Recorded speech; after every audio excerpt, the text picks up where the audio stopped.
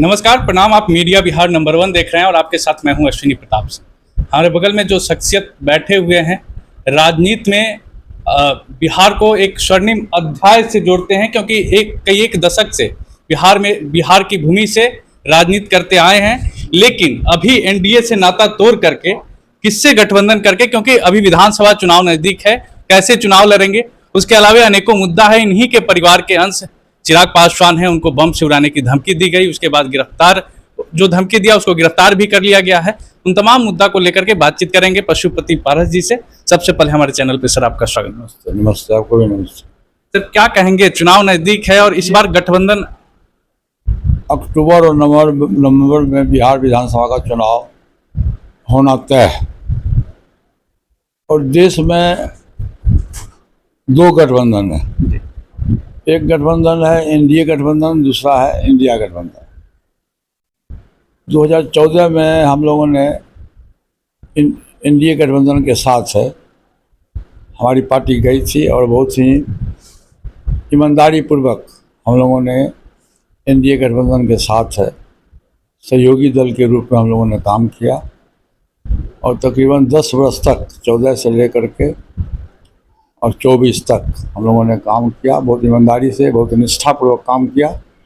लेकिन जब समय आया, तो चुनाव का समय, जब लोकसभा के चुनाव का समय आया, तो एनडीए गठबंधन के लोगों के द्वारा हमारी पार्टी, जबकि हम लोग 5 सांसद थे, फिर भी हमारे 5 सांसद को टिकट से वंचित किया गया।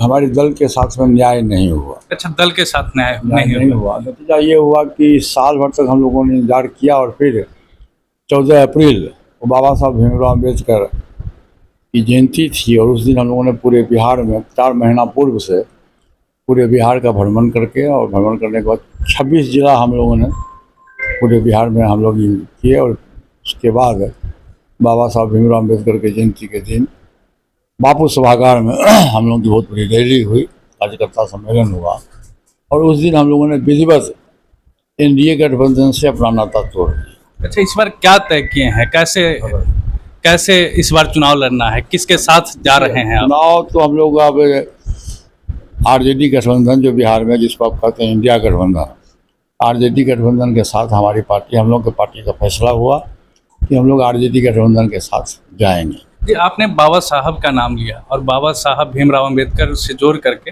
जन्मदिन, लालू प्रसाद यादव का जन्मदिन आपको याद होगा, और उस दिन उनको कोई बाबा साहब का तस्वीर गिफ्ट कर रहा है और उस फोटो को लेकर के बड़ी विवाद हुआ। देखिए, ये तो गलतफहमी है लोगों को। वो बीमार आदमी है और स्वस्थ आदमी है, वो बैठे हुए थे, किसी वर्कर्स ने आकर के उनके बगल में रख दिया। हम इसको अपमानित नहीं मानते हैं, ये सुनियोजित ढंग से किया गया। और बाबा साहब, देखिए, बाबा साहब के आदर्श को सभी लोग मानते हैं। बाबा साहब के आदर्श को आदरणीय लालू प्रसाद यादव जी भी मानते हैं, स्वर्गीय रामविलास पासवान जी भी मानते थे, हम लोग भी मानते हैं।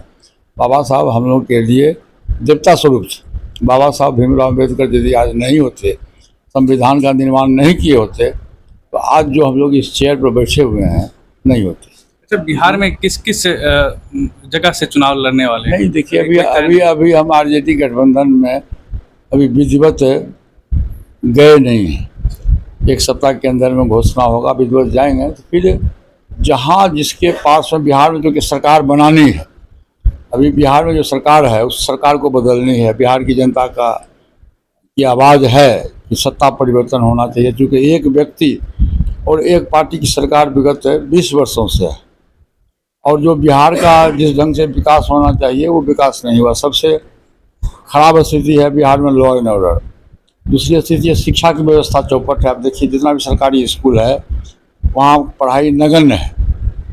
तीसरा है दलितों पर अत्याचार, और चौथा है कि बिहार के विकास के नाम पर कोई बहुत बड़ा इशू नहीं हुआ, कोई बहुत बड़ा कल कारखाना नहीं लगा, जिसके चलते और बिहार में जो गरीबों की संख्या है वो दिन प्रतिदिन लोग गरीब होते जा रहे हैं। बिहार का मजदूर दूसरे स्टेट में जाके मजदूरी करता है, बिहार में उसको मजदूरी भी नहीं मिलता। इस सब चीज़ को और सबसे अंतिम बात है भ्रष्टाचार।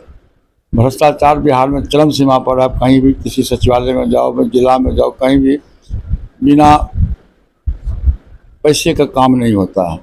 ये सब तमाम बिंदु को लेकर के बिहार की जनता काफ़ी नाखुश है और उसके दिमाग में है कि हम सत्ता परिवर्तन करें। और निश्चित रूप से जब भी अक्टूबर नवंबर विधानसभा का चुनाव होगा तो सत्ता का परिवर्तन होगा, इसमें कहीं कोई फिक्रमत नहीं। देखिए, बिहार आपदा और विपदा और संघर्ष से जूझता आ रहा है और उस परिस्थिति में बिहार में बदलने का काम करेंगे गठबंधन करके, आरजेडी के साथ गठबंधन करके, ये तय हुआ है। सर, आखिरी सवाल है, चिराग पासवान क्योंकि आपके परिवार के वो अंग थे, इस वजह से ये सवाल मैं कर रहा हूँ। अभी उनको बम से उड़ाने की धमकी देखिए, उस संबंध में मैं कोई कमेंट्स नहीं करूँगा। अब ये बात है उनके दल के लोगों से पूछिए कि असलियत क्या है, क्यों बम से, ऐसे बम से उड़ाने की बात है तो मैं इसकी निंदा करता हूँ।